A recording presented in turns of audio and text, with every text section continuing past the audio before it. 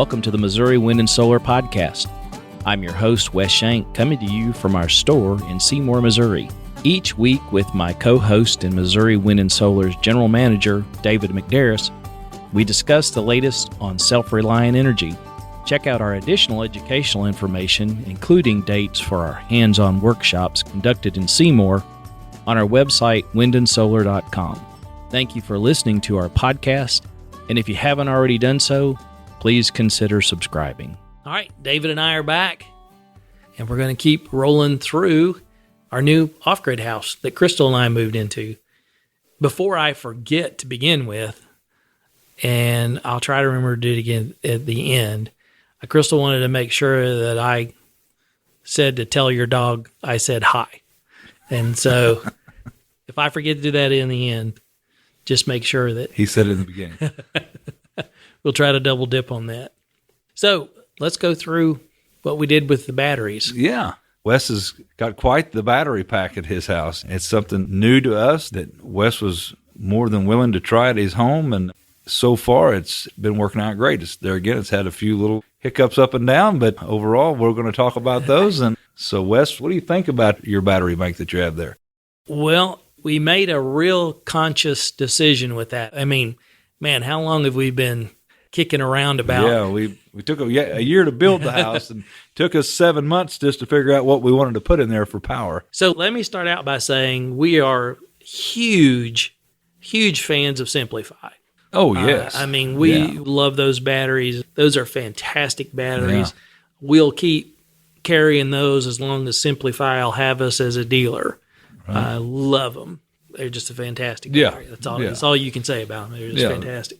Every aspect of them. But what we decided to do at our house, since I've got an incredible team here that can swoop in and make sure that that Crystal and I have power on any given day, is we decided to kind of go off in a direction and make our own batteries with the lithium cells that I'm sure a lot of you have seen out there. I mean, I know there's tons of info about them. There's tons of YouTube videos about them. We're going to do a YouTube video on them here shortly. We wanted to go ahead and give this a try and kind of see how it went. The biggest thing is we know our customer base is very much like, going back to the first days, very do-it-yourself oriented. I mean, That's our people. That's our folks. And so the idea of building your own battery seemed a great fit. But there's a lot more to it than just saying, let's go build a battery. If you lined up the pros and the cons, the Simplify lithium battery is incredibly safe. I mean, I think that's like bullet points 1 through 97. Yep. It's safe from any number of directions, right? So It's safe for the user. It's safe that you don't screw it up. You got to really, correct me if I'm wrong, you kind of got to go out of your way even to mess it up. You do. You have to. I mean, you basically have to connect the negative to the positive. You got to really try hard. Right. And, with the built-in battery management system in it and all of these things.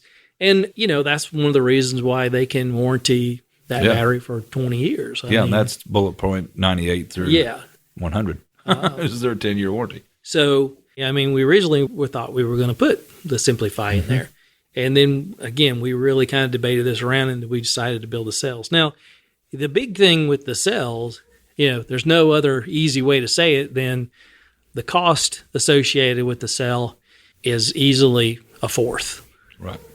And that's probably not even right, because if you believe the amp hours, and it's probably a lot more than that. So we decided to go with that, build our own battery. So when we stepped out and did that, the first challenge I think that we had overall, it is really difficult to make sure that you're getting quality cells. Yeah, the first problem would be sourcing them. Sourcing them and you don't buy these local. These aren't go to their local hardware store and pick up a bunch of prismatic cells. That's not what happened. That was our first challenge, is just actually finding a cell that we could. And we still haven't whipped that. Right. And I don't believe we will whip that for a while. So I think we've done something ahead of the game, that we are at the very forefront of a game that and continue to try to get better at this game, and hopefully the players along with it will get better along with us, So we were building 48-volt system, so that meant we were ordering 16 of the 3.2-volt batteries, right? Yep. So we were building 5 of those. So what is the math on that? We were getting 80 of those. Cells. And what we ultimately ended up doing is we purchased 96 cells to get 80. So I have 16 cells right now that have a problem that will dip below the 2.2 volts way in advance of any other cell in that series. And so, which then causes the BMS to shut down. Right. And so we can elaborate on that. Yeah. So David, why don't you talk about that for a second? So we got 16, and they should be charged. They should be sitting at state at what? 3.2 and resting. So 3.2 is the resting state, 3.2 to 3.3. Most of the time it's 3.2. And what's that put them at, like 54? 52 something. I'm doing the math of it. Maybe it's 54. Something like that. But it's in that range. I won't do the math of it. I'm not getting my calculator out. But it's going to be up in the low 50s, low to middle 50s. And that's at rest, right? So that's the batteries as they come in from the supplier to us. We take a multimeter, stick it on there and see what voltage they're saying. We know for sure they've been at rest for at least 24 hours because they came from a long distance away. So the interesting thing was we did that before all of these batteries were installed. This first 80 cells were installed. We did that, and they all checked 3.2. So they all checked correctly. It wasn't until that we began to use them, and that can happen, and did, that they start showing signs of weakness in the cell. And not weakness of just totally fall on their face, but fall under the range that is set on the BMSs. And so let me tell you what that means in real terms. Right. In real terms, that means at 2 o'clock in the morning or whenever, and usually it was about 2 o'clock in the morning because you think about it. Right. Now you're not producing anything. You're using the batteries. That's all you're doing. You got 36 panels out there during the day that can produce, 15,000? What it is. It's like 150,000 watts a day. I mean, it's crazy. I'm off by a zero. But yeah, so during the day, this is never an issue. 2 o'clock in the morning, your system crashes. Zero power. Boom, it all goes off. And I would always check before I went to bed, and you'd go and look at the batteries, and they'd be, the BMS, we'll talk about it in a second, the BMS is showing, it'd be showing 90%. Maybe it's showing 80% or whatever. But what I'm set for out there is really at a minimum, is at least 5 days of autonomy. Right. Minimum. So going to bed at 80% should not even... You should never really go to bed at 80%, truthfully. You should... Be surprising, but... Yeah, But so anyway, at 2 o'clock in the morning, power goes off. And so... what was happening was... your cells, after being enacted, your cells were falling... And that's the thing. It wasn't the cells. It was a cell. Right. Okay, yeah. As Jack Reacher would say, you got to be specific. Yeah, you got to be specific here. So it was a cell in a 16-block... you got 16 cells. Yeah, in a 16-block battery, which is 16 cells. 16 monoblocks in this, to make this one 48-volt, 420 amp hour battery. There were 16 monoblock cells in that, and one cell would fall on its face, not to the point of zero, because your BMS is set to kick off. It's the safety net. So what would happen, and we'll talk about the BMS just a little bit more here in just a second. What it would do is it would read that individual cell and say, okay, it fell below your critical load. Which I think is 2.2. I think is what Sam had to say. And so it said, okay, it's fallen below 2.2. I've got to kill all power being drained from that entire bank, because without that, remember, most of you haven't attended our class, but remember, the weakest cell in a battery dictates what the battery is going to do. It's going to dictate the overall system, and it's going to shut your power off at 2 o'clock in the morning. is what it's going to do. That's Boom. the end of that's the end of the subject. I mean, it's going to shut your power off because it works to the weakest link, and that cell being weak would allow Wes's system to just turn off. And so if we roll back to my first comment, we bought 96 batteries to get 80. Right. So there was bad cells run across, I'm going to say, my 5 batteries. Right. So yes. all 5 of them at some point were hitting this Weak point cell. Yep. where even if all of those cells had been in one battery, it'd been fine. Right. But what happened, even if you had 15 bad batteries or bad cells and one good one, that battery's going to cut itself off fine. Right. But the flip side of that is, like you're saying, one bad cell in these overall great battery causes it to fail. And so those 16 bad batteries were spread across, those 16 bad cells were spread across 5 batteries, caused all 5 of them to fail. And so you're going to bed with 80+% power. Is 80% and power. then all of a sudden overnight, the heat runs, kicks on, and all of a sudden, boom, it dropped below 2.2 and we're shutting down. And the reason we had questioned before, the reason that he's not seeing failure during the day, just so you'll remember, is because we have charge coming in every day. As long as there's sufficient energy from the panels getting to the cells, no matter if the cell's good or bad, it's going to transfer that energy right on through the cell into in his case, it's radians that he's using, into his inverters to run that home. So during the day, there's zero issue. Even with bad cells, there's zero issue that you're going to have. You never see it. You're never going to see it because there's enough charge coming through those. It's only during the nighttime hours are you going to see the failure of cells. I mean, that's just the only time if you're hooked up to solar. And the other side of it, too, is, we had talked a lot about this, is how you handle, waking the batteries back up and waking the BMS back up and all that. I would tell you, that was never a problem. Because I think what was happening, too, you could tell me if I'm wrong, is, okay, so it cut off at 2 in the morning, so it shut itself down, right? All it took was popping the breaker back off and on from the FM100s, got a little bit of pop from those. It came right back up.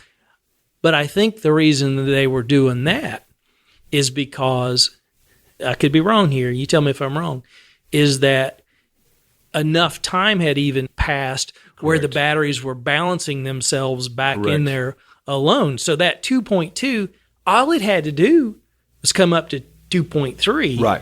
Yeah. And the BMS would come back on. Correct. Be like, oh, hey, it's 2.3. I'm happy now. That can even happen. And so that was confusing because it's like, that can even happen on a flooded lead acid battery or anything that maybe an inverter alarms out because it fell too low, because you're putting too much draw on it at one time.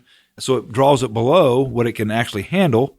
And as soon as that inverter turns off, you'll check your battery and like, well, my battery's at 12.2. I mean, it's not below the cutoff, and it's because you're making that big hard draw off of it. And that was what also was happening in the West. When something would kick on big, it would all of a sudden suck on those cells, and it would draw those individual cells that were weak. We won't even classify them as bad, as they were weak. They just won't hold at the point of, they were out of sync with everything else that was in that bank. They were weak cells, and weak cells, I can't class, they are bad cells. I mean, if they're weak, they are not going to work properly in a battery. Well, I would say, I can't remember what Sam said about this, but I'm sure you would know. I mean, now we've got 16 bad batteries. We could probably make a battery out of them. You could, because they all suck. they're all weak. I mean, they're right. They're all going to. And at that point, you can reset the BMS on that one. Lithium is something totally different than lead acid or AGM, either one. It's just totally different. One of the big factors in lithium is how far you can draw them down and not actually hurt them. You can take a lithium battery down to 0. And then come and charge it back and not damage it for doing that. Whereas flooded lead acid or an AGM battery, you're going to cause. Well, then why are we stopping at 2.2? We stop at 2.2 because we want to, for cycle life, we can not quite double our cycle life, but going to 80% DOD versus 100% DOD, we can increase our cycle life almost by double. Okay. So we can really increase. So there's the cost to taking it to zero. Yes. Yes. There's a trade-off. My daughter and I have talked about this extensively in life, there's always trade-offs, and that's going to be the trade-off.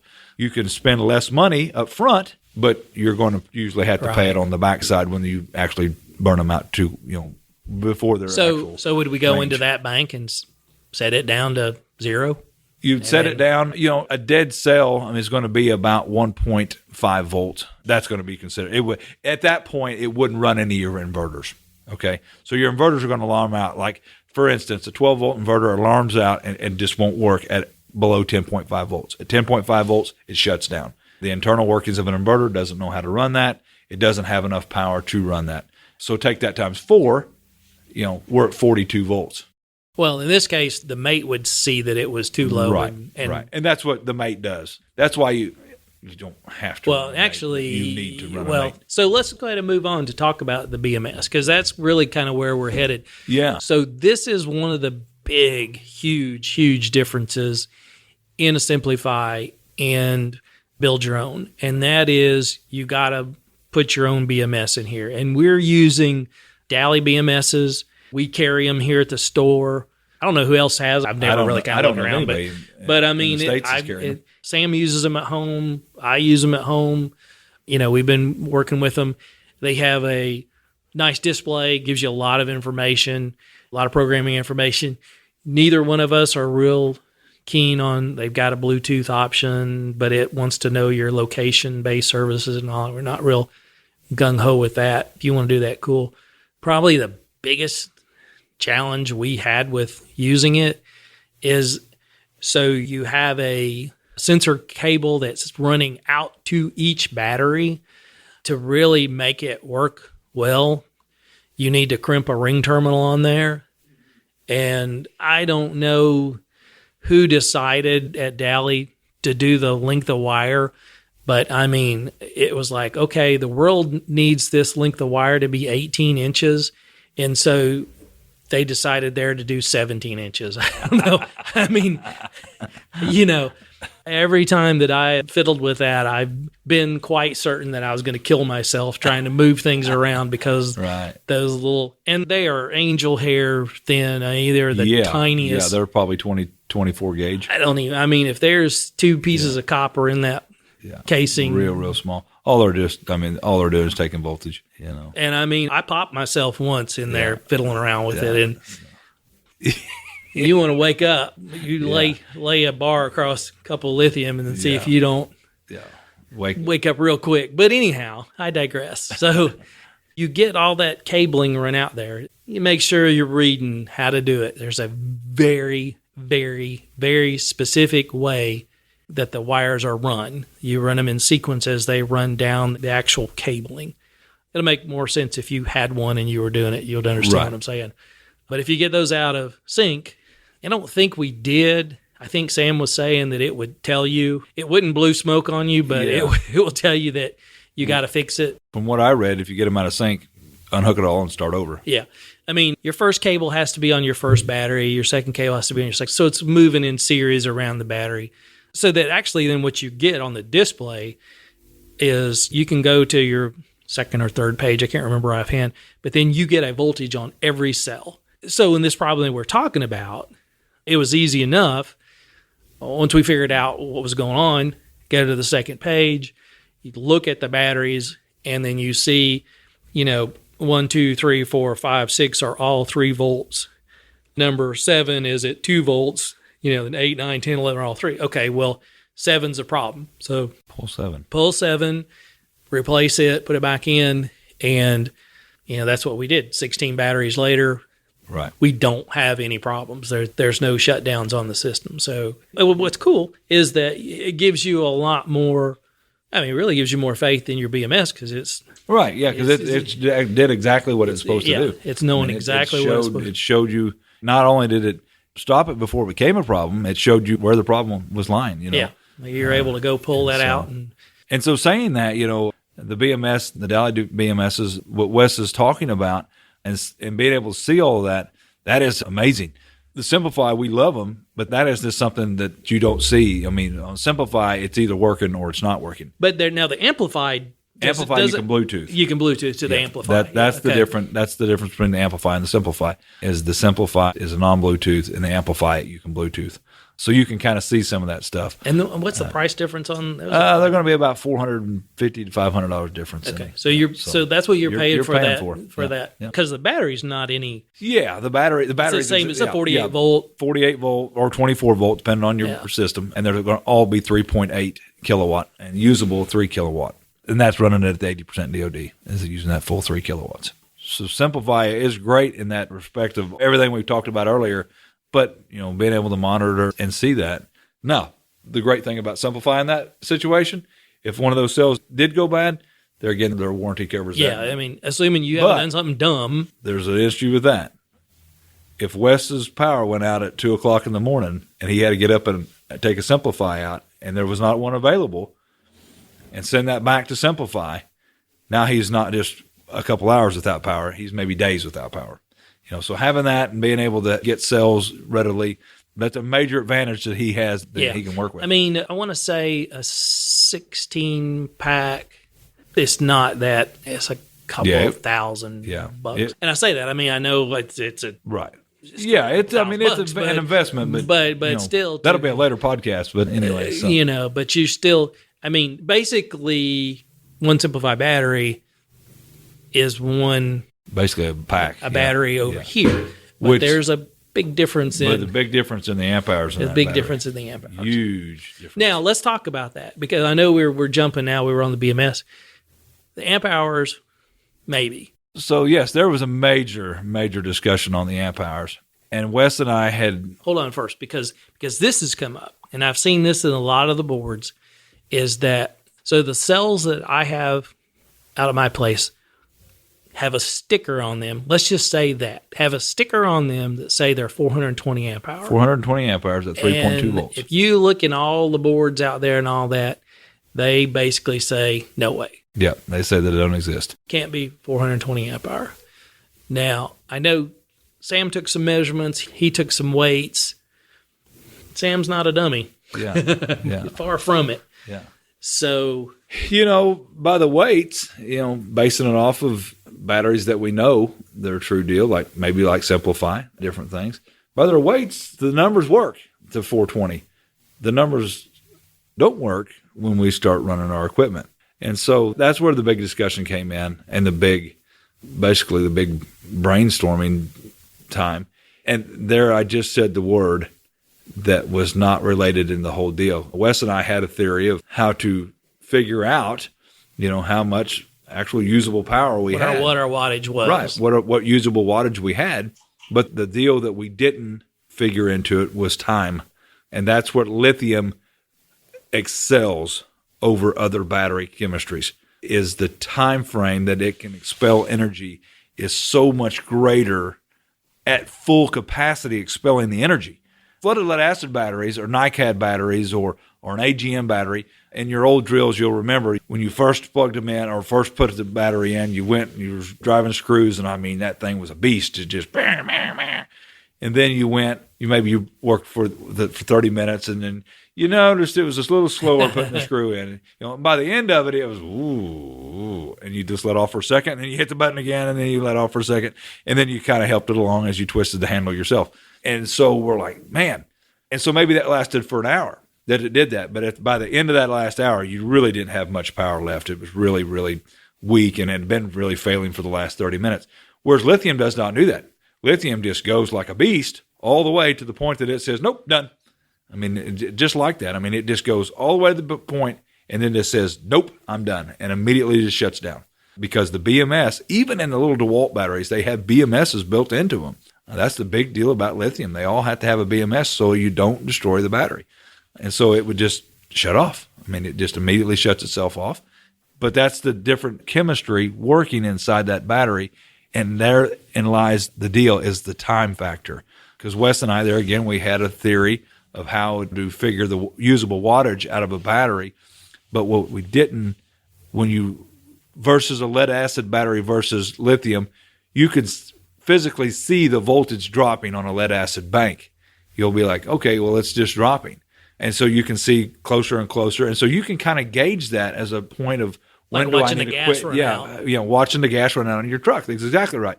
Well, I'm getting low enough. I'm not going to even test that anymore. I'm just going to go ahead and shut it off or get new gas or get more gas. Whereas the lithium just stays right there. Your gas gauge, you keep tapping the deal and thinking it's broken. It's not moving. And then all of a sudden at one time, it just, boom, it's just like it was broken, and the gas gauge goes from full to empty immediately. There's no in between it, and it's very, very hard. And that time is the whole factor there, that it just has a certain amount of time built into it that it's going to do that.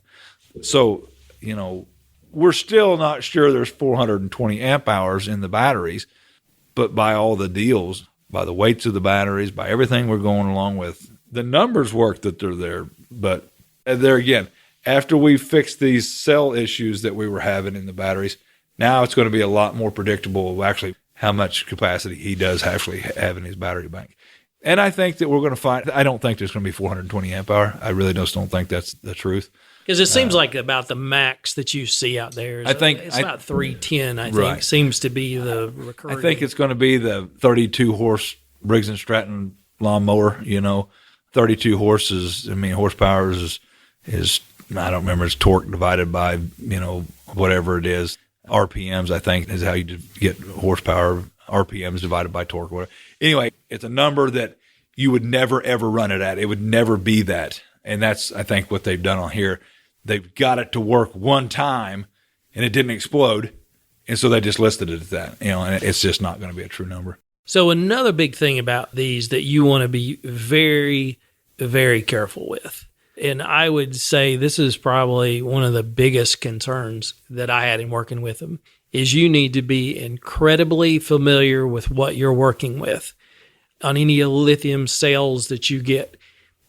And what I mean by that is on the lithium cells that we were working with, the black terminal was the positive terminal, and there was a gray terminal that was the negative terminal. Right, which we would never, in the U.S., we would never, ever think that was the way it would. The lighter colored terminal we would always believe was positive. So what I'm getting at there is you don't need to assume anything on these. You need to be very wary. It's easy to make a mistake with these, and making a mistake with these can be incredibly hazardous. Yes. The amount of power that wants to get out of that battery is amazing. Now, I would say once you get it all set up and everything's fine, it's incredibly safe. It's incredibly stable. Yep.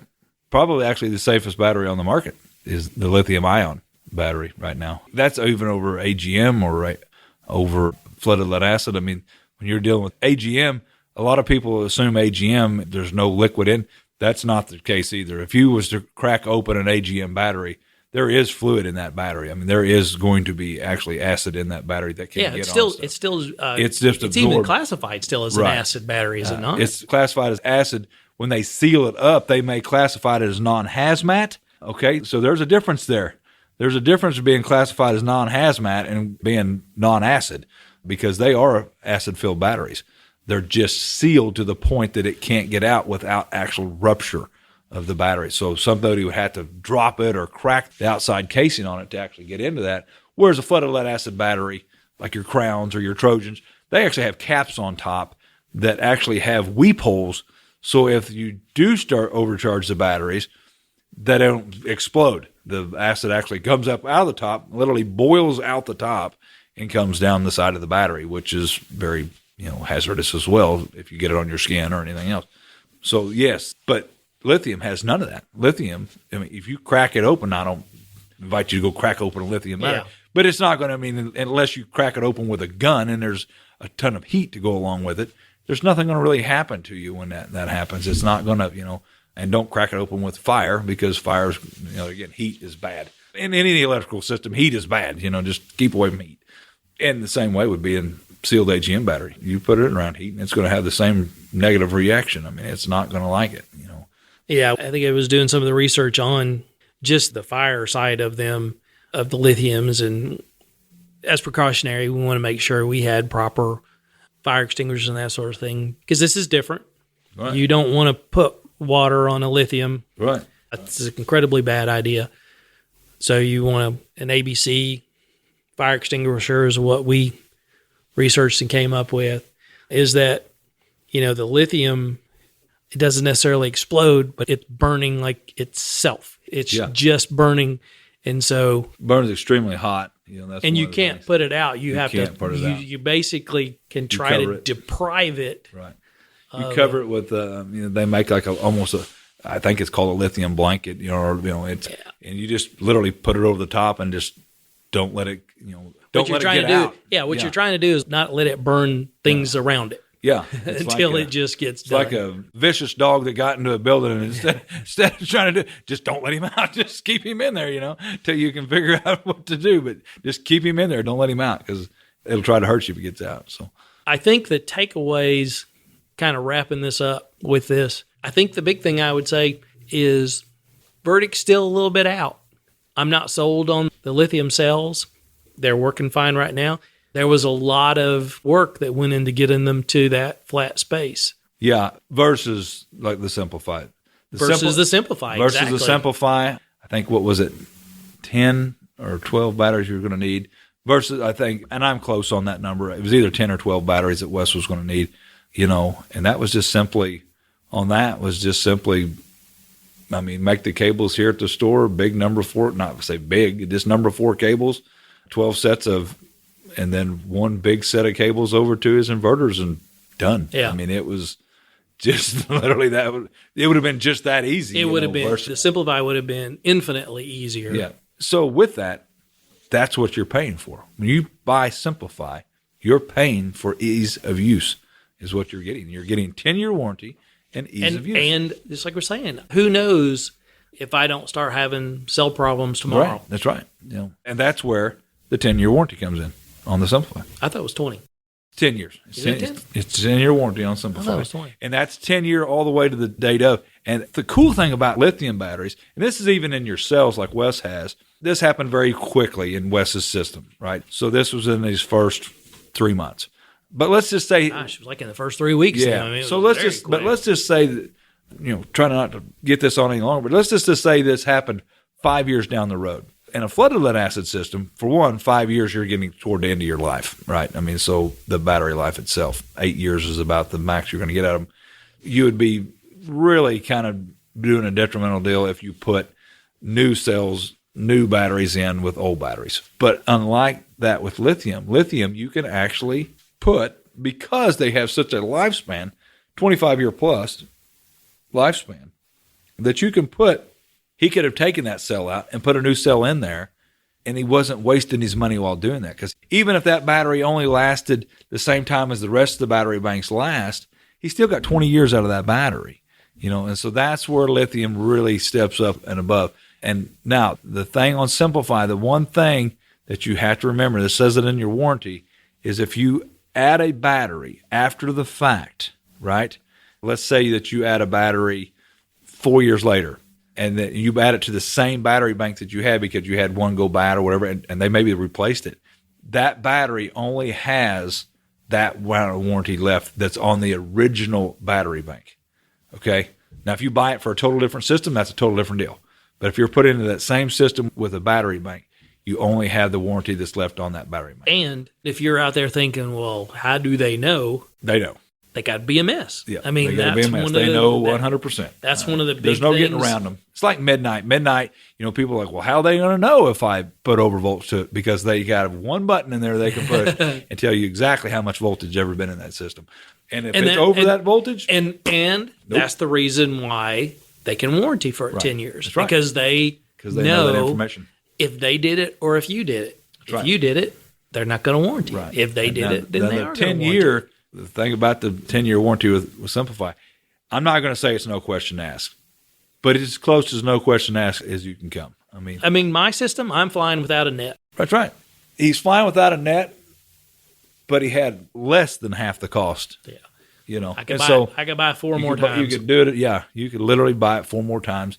Now, when it all comes push to 3 more times. When it all comes push to shove, and he might not want to do that. You know what I mean? I can tell you I don't want to replace them. I don't want to replace them one time. Yeah, he just doesn't want to have to do that. So it is a true, Sam did so much of that work. I did some of that work. I know that I don't want to replace them. Right. I mean, it was. Yep. No, I agree. So it's a very labor-intensive process. It's as well. very nerve-wracking. Yep. Yeah. Sam would come back in, and I don't know if it's because of the stocking cap on his head or if his hands in his hair pulling it out. I don't know. He'd come in and he'd have some crazy hair after being at Wes's house. It's very nerve-wracking to do that. So. Okay. Yeah. All right. We've gone a little long today, but shocking. We're talking about batteries. That always seems to have us go long. I think we're good. You got anything else? Nope. No? Okay. So tell your dog I said hi. Oh, I think what I forgot to do on the previous episode is make sure, check out windandsolar.com. Come to our classes. We may even be introducing a new class into the mix. Kind of looking at that, but check us out online and come see us. Yeah. Learn all about this in the class. But thanks for checking us out today. Thank you for downloading and listening to the podcast today. If you have a question you'd like to hear us discuss on the podcast or just want to say hello, email us at radio@windandsolar.com. As always, check out our store at windandsolar.com and buy some stuff. Your financial support underwrites our educational outreach, like the podcast, YouTube channel, and local STEM collaboration. It also keeps Lucy and her doggy chicken treats. Thanks again for listening.